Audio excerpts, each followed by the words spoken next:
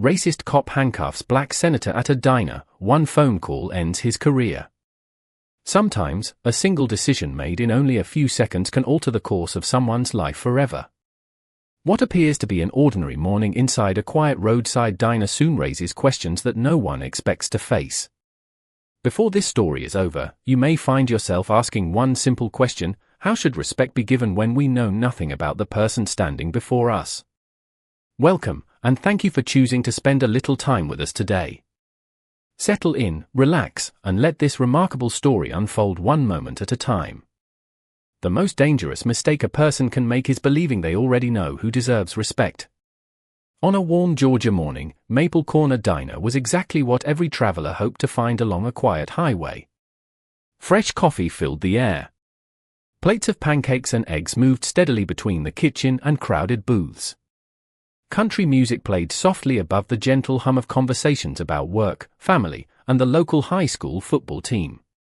It was the kind of place where strangers nodded politely before returning to their breakfasts, and where every customer expected the morning to pass without becoming a memory they would carry for years. Sitting alone near the front window was a well-dressed black man in his early 50s. His navy suit was tailored but understated, his white shirt perfectly pressed, and his dark tie loosened slightly after what had clearly been an early drive. A leather portfolio rested beside his untouched coffee while he quietly reviewed several printed pages. Nothing about him suggested urgency. Nothing about him demanded attention. If anyone had noticed him at all, they would have assumed he was another professional passing through town before a business meeting somewhere farther south. The waitress, Emily Foster, had already refilled his coffee twice. She appreciated customers who smiled, said thank you, and treated people with kindness regardless of where they worked. "Anything else I can get for you, sir?" she asked with a warm smile. The man looked up from his papers and returned the smile with genuine gratitude. "Everything has been wonderful. Thank you." Emily walked away thinking he might be one of the nicest customers she had served all week. At the opposite end of the diner, the front door opened with a familiar chime as Officer Ryan Walker stepped inside wearing his neatly pressed patrol uniform. Several regular customers greeted him by name. Ryan answered with confident nods before accepting a fresh cup of coffee from the owner, Frank Dawson. It was part of his morning routine, one repeated so often that nobody paid much attention anymore. But this morning, something caught Ryan's eye almost immediately. His attention settled on the well-dressed black man sitting quietly by the window. Ryan watched him for several seconds without speaking. He noticed the expensive suit, the leather portfolio, and the unfamiliar face. Instead of seeing an ordinary customer enjoying breakfast, his mind began filling the empty spaces with assumptions. Frank noticed Ryan staring across the room. "First time I have seen him," the owner said casually. "Seems like a nice gentleman." Ryan gave only a brief nod before setting down his coffee. Without another word, he walked directly toward the booth. Conversations throughout the diner gradually softened as customers sensed something unusual. Emily stopped halfway across the dining room, balancing a tray of biscuits while watching the officer approach. The elderly veteran seated near the counter quietly lowered his newspaper. David Carter calmly folded the page he had been reading and looked up just as Ryan stopped beside the table. For a brief moment, neither man spoke. The silence itself seemed to pull the attention of every person inside the diner toward the booth near the window. Ryan's expression remained firm, convinced he was about to handle an ordinary situation. David's face remained composed, neither nervous nor defensive, as though he had learned long ago that patience often revealed far more than arguments ever could. Then Ryan finally broke the silence. "Sir, I need you to stand up and come with me." David looked directly into the officer's eyes without raising his voice. "May I ask why?" Ryan answered without hesitation. "Because I am giving you a lawful order." David slowly placed both hands on the table where everyone could see them and asked one simple question that immediately changed the atmosphere inside the diner. "Officer, before either of us takes another step, would you please tell me what law you believe I have violated?" Edit. David Carter's question remained suspended in the quiet diner like a bell that had not finished ringing. Officer Ryan Walker stared at him for a moment, apparently surprised that the response had not been fear or immediate obedience. Around them, forks rested against plates, coffee cups paused halfway to waiting hands, and conversations disappeared one table at a time. The room had become unusually still, not because anyone understood what was happening, but because everyone sensed that something ordinary had just become deeply uncomfortable. Ryan straightened his shoulders and spoke with greater authority. "I asked you a question first. Stand up and provide identification." David maintained the same calm expression. "Officer, I have no intention of creating a problem for you. I simply asked which law you believe I have violated." Ryan's jaw tightened. "You do not get to question my authority." David answered respectfully. "I am not questioning your authority. I am trying to understand the legal basis for your instruction." Emily Foster stood only a few feet away pretending to organize clean menus, but her attention never left the conversation. She had served David for nearly half an hour. He had greeted her politely, thanked her every time she refilled his coffee, and spent most of his breakfast quietly reading documents. Nothing about his behavior had caused concern. Frank Dawson slowly stepped out from behind the register, unsure whether he should intervene or remain silent. The elderly veteran near the counter folded his newspaper completely now, watching with the careful attention of someone who had spent a lifetime recognizing when tension was beginning to build. Ryan looked briefly around the diner before returning his focus to David. Perhaps realizing that every eye in the room was now watching him, his voice became louder. "Sir, I have reason to believe you are refusing lawful instructions from a police officer." David gently folded the papers in front of him and placed them inside his leather portfolio without making any sudden movement. "Officer Walker, I have remained seated because I still do not know why I have been ordered to leave a restaurant where I have done nothing except order breakfast." Ryan immediately responded. "You can explain that outside." David shook his head almost imperceptibly. "Respectfully, I believe we can resolve this right here if you simply tell me what offense you believe has occurred." The answer never came. Instead, Ryan took another step closer to the booth. Several customers exchanged uncertain glances. One younger man quietly reached for his telephone beneath the table without raising it high enough to attract attention. Emily noticed the movement but said nothing. She could feel the atmosphere changing in ways she had never experienced during all her years working at Maple Corner Diner. David remained perfectly composed. His breathing stayed even. His hands rested openly on the tabletop. His voice never rose above a calm conversation. "Officer," he continued, "every encounter between law enforcement and the public begins with a decision. I hope yours is based on facts rather than assumptions." Ryan's expression hardened immediately. "Are you refusing my order?" David answered with absolute clarity. "I am asking you to explain it." That distinction seemed to disappear completely in Ryan's mind. He looked toward the customers as though expecting silent approval before returning his attention to David. "Enough. Stand up now." David slowly looked around the diner, noticing the worried faces of ordinary people who had simply come for breakfast. He returned his eyes to Ryan and spoke quietly enough that everyone leaned forward to hear him. "Officer Walker, I will cooperate with every lawful instruction you give me. But before we go any further, I hope you understand that the decisions made during the next few minutes may stay with both of us for a very long time." Officer Ryan Walker heard David Carter's final sentence, but instead of considering the warning, he interpreted it as another challenge to his authority. The officer took one deliberate step closer to the booth until only the edge of the table separated them. Every movement inside Maple Corner Diner seemed to stop. The waitress stood motionless beside the coffee station. Frank Dawson quietly removed the dish towel from his shoulder without realizing he was gripping it tightly. Even the sound of sizzling bacon from the kitchen seemed distant beneath the growing silence that filled the dining room. Ryan spoke with unmistakable certainty. "You have refused multiple lawful instructions. You are now being detained while I determine your identity." David slowly raised his eyes to meet the officer's. There was no anger in his expression, no fear, and no attempt to argue. Officer Walker, he replied calmly, before you continue, I would appreciate knowing the specific legal basis for detaining me. Ryan answered immediately. You can ask questions later. David gave a slight nod as though he had expected that response. Very well. I want everyone here to know that I intend to cooperate peacefully.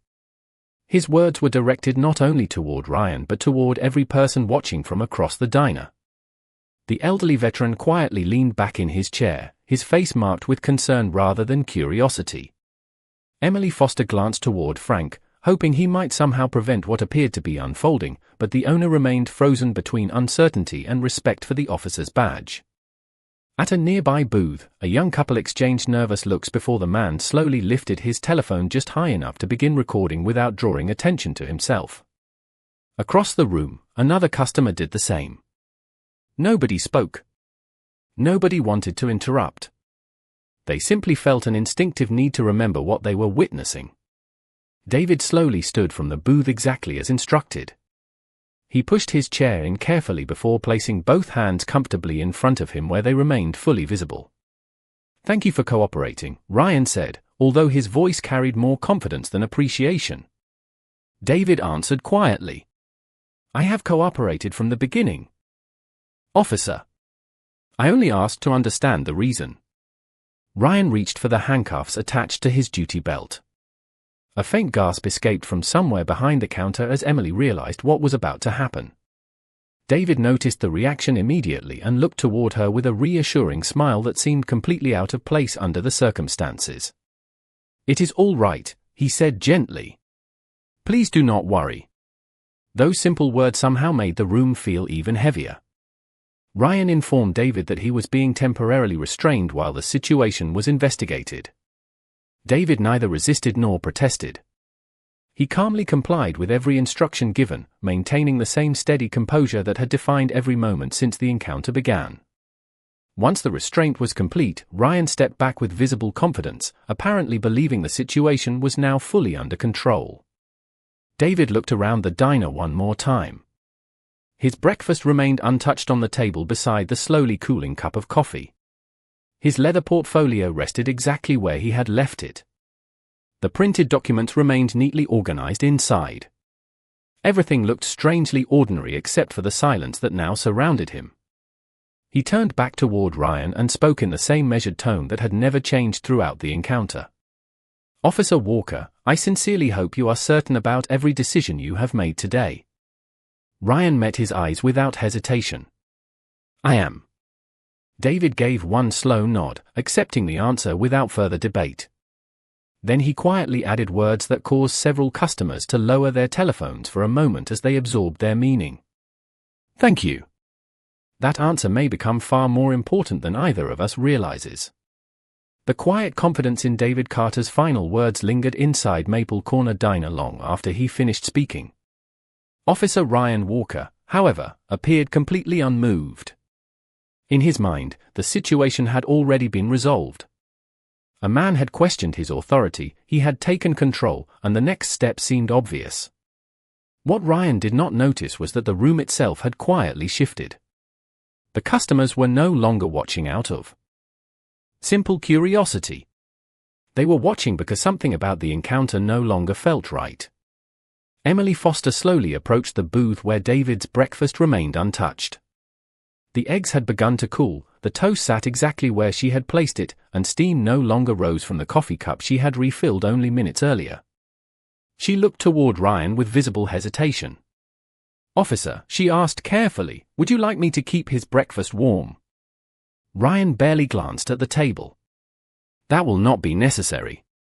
David turned toward Emily with the same calm smile she had seen all morning.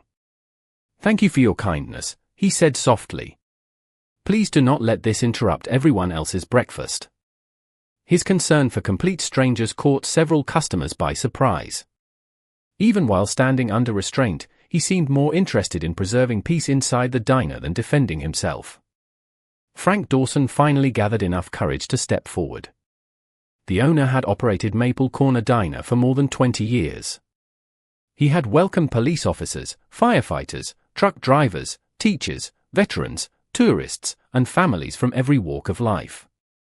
Never had he witnessed an encounter begin with so many unanswered questions. "Officer Walker," Frank said respectfully, "I have security cameras covering this entire dining room. This gentleman has been here since a little after 8 o'clock. He has been polite to my staff and every customer." Ryan nodded without showing much interest. "I will review anything that becomes necessary." Frank hesitated before adding one more sentence. "I have not seen him disturb anyone." Ryan's expression remained firm. "I appreciate the information, but I will decide what is relevant." Frank quietly stepped back, realizing the conversation had reached its limit. Meanwhile, more customers discreetly reached for their telephones. No one shouted. No one attempted to interfere. They simply understood that preserving an accurate record sometimes became the only way ordinary citizens could protect the truth. David noticed several people recording and gently shook his head toward a young mother sitting near the window. "Please make sure your little girl finishes her breakfast," he said with a reassuring smile. "She should not have to remember today because of fear." The mother looked at him with astonishment. Even now, his attention remained fixed on the well-being of people he had never met. Ryan looked toward the entrance as if expecting another patrol unit to arrive, but the parking lot outside remained quiet. Morning traffic continued moving past the diner without the slightest indication that anything unusual was happening inside. David slowly shifted his attention back to Ryan. "Officer Walker," he said in an even voice, "may I make one telephone call before we leave?" Ryan folded his arms for a moment, studying him carefully. "Who are you planning to call?" David answered without hesitation. "Someone who should be informed about what has happened here." Ryan gave a short, confident smile that suggested he believed the request carried no real significance. "You can make one call," he replied. "It is not going to change the situation." David held his gaze for a brief moment before giving a respectful nod. "Thank you, officer." There was no trace of satisfaction in his voice, no hint of victory, only quiet certainty. Around the diner, several customers exchanged uneasy glances. None of them could explain why, but many would later remember that this was the exact moment the atmosphere changed. It was the moment when confidence and certainty quietly separated, and only one of them was about to survive what happened next. David Carter waited patiently while Officer Ryan Walker gave a brief nod granting permission for a single telephone call. There was no urgency in David's movements. He simply glanced toward the leather portfolio still resting on the booth seat. "My telephone is inside the portfolio," he said calmly. Ryan looked at the bag for a moment before retrieving it himself. He carefully opened the flap, removed a slim black telephone, and held it where David could see the screen without placing it in his hands. "Tell me the number," Ryan said. David quietly recited 10 digits from memory. Ryan entered them, pressed the call button, and activated the speaker before holding the telephone several inches away. The line rang once. Then twice. A calm professional voice answered almost immediately. "Office of Governor Michael Reynolds. This is Executive Assistant Sarah Mitchell. How may I direct your call?" Ryan glanced at David with a faint smile that suggested he expected the conversation to end within seconds. David spoke with the same composed tone he had used since the beginning of the encounter. "Good morning. This is David Carter. Would you please inform Governor Reynolds that I am currently at Maple Corner Diner and have encountered an unexpected situation involving local law enforcement?" The room became even quieter. Sarah Mitchell responded without hesitation. "Yes, Senator Carter. Please remain on the line for one moment." Several customers exchanged puzzled looks. Emily Foster slowly covered her mouth with one hand. Frank Dawson stared at David as though he had suddenly become someone entirely different, yet David himself had not changed in the slightest. He remained the same polite customer who had thanked the staff for refilling his coffee. Ryan's confident expression barely shifted. He gave a quiet chuckle and folded one arm across his chest. "Anyone can claim to know the governor," he remarked. David offered no reply. He simply waited. Less than 30 seconds later, another voice came through the speaker, calm but unmistakably authoritative. David, this is Michael Reynolds. I was told there is a problem. Are you all right? David answered evenly. I am fine, Governor. Thank you for taking the call. I am currently being detained inside Maple Corner Diner by Officer Ryan Walker. I wanted you to be aware of the situation before it develops any further. A brief silence followed. Then Governor Reynolds asked one measured question. Is the officer still there with you? David looked toward Ryan. Yes, Governor. He is standing beside me. The governor's voice remained controlled, but its seriousness became impossible to miss. Please ask Officer Walker to place the telephone near his ear. Ryan hesitated for the first time that morning. The confidence that had carried him through every decision suddenly met something unexpected. Several customers watched without blinking. Emily could hear her own heartbeat.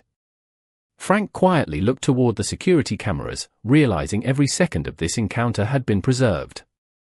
Ryan slowly accepted the telephone and raised it toward his ear. This is Officer Ryan Walker, he said professionally. Before anyone else could hear the response, the color in his face began to fade. His posture stiffened. The certainty that had defined every decision only moments earlier quietly disappeared. No customer inside the diner knew exactly what Governor Reynolds was saying, but every person watching could see the effect almost instantly. Ryan's eyes shifted toward David, then toward the untouched breakfast on the table, and finally toward the telephone still recording from every corner of the dining room. For the first time since he had walked into Maple Corner Diner, Officer Ryan Walker looked less like a man in complete control and more like someone beginning to realize that he had misunderstood the entire situation. Officer Ryan Walker remained perfectly still with the telephone pressed against his ear while every person inside Maple Corner Diner watched the confidence slowly disappear from his face. Governor Michael Reynolds spoke in a calm, measured voice that carried none of the anger Ryan had expected, making every sentence even more unsettling. Officer Walker, the governor said, the gentleman standing in front of you is Senator David Carter. He is traveling on official state business at my request. I strongly advise you to handle the remainder of this encounter with professionalism and respect because it is now receiving my personal attention. Ryan swallowed before answering. Governor, I was only attempting to perform my duties. The governor paused briefly before responding. Every officer has the responsibility to perform those duties within the limits of the law. Senator Carter informed me that he repeatedly asked why he was being detained and was never given a clear legal explanation. I also understand that multiple witnesses are present. Ryan instinctively looked around the diner. Nearly every customer was still holding a telephone. The security cameras mounted above the entrance and behind the register suddenly seemed impossible to ignore. Governor Reynolds continued. Your police chief has already been notified. Internal Affairs has also been contacted. They are on their way to your location now. Until they arrive, I expect this situation to remain calm and professional. Ryan quietly replied, Yes, Governor. The call ended only seconds later, yet the silence that followed felt much longer. Ryan slowly lowered the telephone and stood motionless, unsure how to proceed. The certainty that had guided every decision since entering the diner had completely vanished. Across from him, David Carter remained composed. His expression had not changed after the governor's confirmation. He neither smiled nor celebrated. Instead, he spoke with quiet courtesy. Officer Walker, thank you for taking the call. Ryan looked at him with visible uncertainty. Senator. The words refused to come together. David gently interrupted before the apology could stumble forward. Right now, what matters most is making good decisions from this point forward. Emily Foster exhaled slowly, not realizing she had been holding her breath. Frank Dawson looked toward David with a mixture of surprise and admiration. The elderly veteran nodded almost imperceptibly as though something he had believed his entire life had just been confirmed. Real character was revealed under pressure, not privilege. Outside the large front windows, the quiet parking lot began to change. Two marked police vehicles turned into the entrance, followed moments later by a dark sport utility vehicle with state government license plates. Nobody inside the diner spoke as the vehicles came to a stop. Ryan noticed them immediately. His shoulders became noticeably heavier. David simply glanced toward the window before returning his attention to the officer standing beside him. "This is why I encouraged you to think carefully before every decision," he said gently. "Authority is strongest when it is exercised with patience." Ryan lowered his eyes for a brief moment. For the first time that morning, he appeared to understand that this encounter had never truly been about a United States senator. It had been about how he had treated a citizen before knowing who that citizen was. The front door opened once again, and the quiet sound of footsteps entered the diner. Every customer instinctively turned toward the entrance as the police chief, accompanied by 2 senior officials and members of the governor's staff, walked calmly inside. Without raising their voices or creating a scene, they approached the booth where an untouched breakfast, a cooling cup of coffee, and one ordinary morning had quietly become the beginning of a much larger conversation about dignity, responsibility, and the true meaning of public service. Police Chief Daniel Harper walked toward the center of the dining room with calm, measured steps, followed by 2 internal affairs investigators and a representative from the governor's office. No one rushed. No one raised a voice. The silence itself carried more weight than any dramatic entrance could have created. Every customer instinctively moved a little farther back, leaving an open space around David Carter and Officer Ryan Walker. Chief Harper looked first at David, then at Ryan, before quietly surveying the untouched breakfast, the leather portfolio, the security cameras, and the many telephones still recording. Years of experience had taught him that a room often revealed the truth before anyone spoke. He addressed David first. "Senator Carter, I am Daniel Harper, Chief of Police for this jurisdiction. I regret that your morning has unfolded this way." David gave a polite nod. "Thank you for coming, Chief. My only request is that everyone involved be treated fairly." Those words surprised several people standing nearby. There was no demand for special treatment. No request for immediate punishment. Only a simple request that fairness guide whatever happened next. Chief Harper acknowledged the statement before turning toward Ryan. "Officer Walker, I will need a complete account of every decision made from the moment you entered this diner." Ryan looked briefly toward David before answering. "Sir, I believed I was acting within my authority." Chief Harper remained composed. Belief and legal justification are not always the same thing. "We will determine the facts." One of the internal affairs investigators quietly began collecting the names of witnesses. Emily Foster described exactly what she had seen from the moment David entered the diner until the governor's telephone call. Frank Dawson explained that his security cameras had continuously recorded the entire encounter. The elderly veteran calmly offered his own observations, emphasizing that David had remained respectful throughout every exchange. Meanwhile, several customers voluntarily approached the investigators and offered copies of the recordings stored on their telephones. No one had coordinated their actions. They simply believed the truth deserved to be preserved from every possible angle. Ryan watched as one recording after another was carefully documented. With each passing minute, he realized that the encounter no longer depended on anyone's memory. Every question, every response, every instruction, and every moment of silence existed as an objective record. David remained remarkably calm. He neither interrupted nor commented while the statements were gathered. Instead, he quietly looked toward Emily. "My breakfast must be completely cold by now," he said with a gentle smile. Emily smiled for the first time in what felt like hours. "I can make you another one in just a few minutes." David shook his head kindly. "Only after everyone finishes the work they came here to do."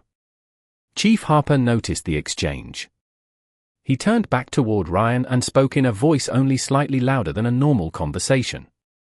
"Officer Walker, there is something I want you to remember for the rest of your career, regardless of what happens after today. You did not know this man was a United States Senator when you first approached him. That is precisely why your first decision mattered the most. Every citizen deserves the same dignity before you ever learn their name, their profession, or the office they hold." Ryan lowered his eyes. For the first time that morning, he seemed to understand the full meaning of those words. This had never been a lesson about recognizing important people. It was a lesson about recognizing the equal worth of every person. David quietly nodded in agreement. "Chief Harper is exactly right," he said. "If I had been an ordinary traveler instead of a public servant, the standard should have remained exactly the same." Those words settled over the diner with remarkable force. Several customers exchanged thoughtful glances, realizing that the most powerful statement of the morning had nothing to do with political office. It was a reminder that justice was never supposed to depend upon discovering who someone was after the damage had already been done. After every witness had finished speaking, Chief Daniel Harper quietly conferred with the internal affairs investigators and the representative from the governor's office. Their conversation remained professional and measured, but its outcome became apparent within minutes. Chief Harper returned to the center of the dining room and faced Officer Ryan Walker with the same calm expression he had maintained since arriving. "Officer Walker," he said, "effective immediately, you are being relieved of duty pending the outcome of a formal investigation. Please surrender your department identification and service equipment to the supervising officer outside." Ryan closed his eyes for a brief moment before giving a silent nod. There was no argument. No attempt to defend himself further. The certainty that had guided him earlier that morning had been replaced by the unmistakable weight of accountability. Another senior officer stepped forward respectfully to complete the administrative process without unnecessary attention. The atmosphere inside the diner remained quiet. No customer applauded. No one celebrated. The absence of triumph somehow made the moment feel even more significant. This was not about humiliation. It was about responsibility. Chief Harper then turned toward David Carter. "Senator, on behalf of this department, I offer my sincere apology for what occurred today." David looked at the chief for a moment before responding. "Thank you, Chief Harper. I accept your apology because I believe it is genuine. But I hope this day is remembered for something greater than my title." Several people nearby listened carefully as he continued. "The important question is not how an officer should treat a United States senator. The important question is how every officer should treat every citizen before knowing anything about them." Those words settled across the room with quiet force. Emily Foster felt tears gathering in her eyes, not because of what had happened, but because of how David continued choosing dignity over resentment. Frank Dawson slowly nodded in agreement. The elderly veteran removed his cap and held it respectfully against his chest for a brief moment before placing it back on his head. One by one, the customers lowered their telephones. They had recorded enough. The truth no longer needed additional angles. It had already revealed itself. An internal affairs investigator approached David with a small notebook. "Senator Carter, we may need a formal statement later today." David smiled politely. "Of course. I will cooperate fully. Accountability works best when everyone participates." The investigator thanked him before stepping away. Meanwhile, Ryan quietly prepared to leave the diner with the supervising officer. As he reached the entrance, he hesitated and slowly turned back toward David. For several seconds neither man spoke. Finally, Ryan broke the silence. "Senator Carter, I should have listened when you asked me to think carefully before making each decision." David met his eyes with calm understanding. "Every person makes mistakes, Officer Walker. The measure of character is what we choose to learn after them." Ryan lowered his head slightly in acknowledgement before walking through the front door. The bright Georgia sunlight waiting outside seemed almost unfamiliar after everything that had unfolded inside. As the police vehicles gradually departed and the governor's staff completed their final conversations with Chief Harper, the ordinary sounds of the diner slowly returned. Plates moved across tables again. Coffee was poured. Conversations cautiously resumed. Yet nothing felt exactly the same. Every person who had witnessed the morning carried away a lesson that reached far beyond one encounter. Between a police officer and a public servant, they had seen how quickly assumptions could become decisions, how decisions could become consequences, and how true authority was measured not by the power to command, but by the wisdom to pause, ask questions, and remember that every human being deserved the same respect long before anyone discovered the name written on a business card or the title printed beside it. Nearly an hour after the first quiet conversation had been interrupted, Maple Corner Diner slowly settled back into its familiar rhythm. The morning rush had thinned, and warm Georgia sunlight stretched across the polished floor beneath the front windows where David Carter's table still waited. Emily Foster returned carrying a fresh breakfast and a steaming cup of coffee. She placed the plate gently before him and smiled. "This one is on the house, Senator." David looked at the meal before meeting her eyes with quiet gratitude. "That is very kind, Emily, but I would rather pay." She laughed softly. "Then you will have to come back another day and let us serve you again." David smiled, lighter now than he had all morning. "I would like that very much." Around the diner, conversation slowly resumed, though many customers still glanced toward David from time to time. The elderly veteran approached with his coffee cup. "May I join you for a minute?" he asked. David stood to shake his hand. "Of course." After sitting down, the veteran remained silent for a moment before speaking. "I spent more than 30 years wearing a uniform. One lesson stayed with me longer than any other. The uniform never gives us character. It only reveals the character we already have." David nodded. "That is true whether someone serves in the military, in government, or behind a police badge." The veteran smiled thoughtfully. "You had every reason to become angry today, but you chose something better." David looked briefly toward the front door where Officer Ryan Walker had left earlier. Anger rarely teaches people anything. Accountability can. The veteran quietly raised his coffee cup before returning to his table. A few minutes later, Chief Daniel Harper approached once again. "Senator Carter," he said, "Internal Affairs has completed the initial administrative procedures. The investigation is now underway, and every witness statement, security recording, and video provided by customers will be reviewed. I also wanted you to know that Officer Walker has been relieved of duty pending that investigation." David extended his hand. "Thank you, Chief. I hope the process is thorough, fair, and transparent. Public trust is built one decision at a time." Harper shook his hand firmly. "That is exactly our intention." Before leaving, he added one final sentence. "Whatever the outcome, our department will be accountable to the evidence." David nodded appreciatively. He unfolded the documents he had been reading before the morning had taken such an unexpected turn. His leather portfolio rested beside the fresh breakfast exactly where it had been earlier. The coffee was hot again. The food was fresh. Yet neither seemed nearly as important anymore. Several weeks later, after Internal Affairs completed its investigation by reviewing every witness statement, every security camera recording, and every video captured inside the diner, the department announced its final decision. Officer Ryan Walker was officially dismissed for violating departmental standards governing lawful detention, professional conduct, and the equal treatment of the public. The decision was not made because the man involved was a United States Senator. It was made because the investigation concluded that no citizen should ever be detained on assumptions rather than lawful facts. The governor's phone call had not ended Ryan Walker's career by itself. It had simply ensured that the truth would receive the careful scrutiny it deserved. The evidence made the final decision.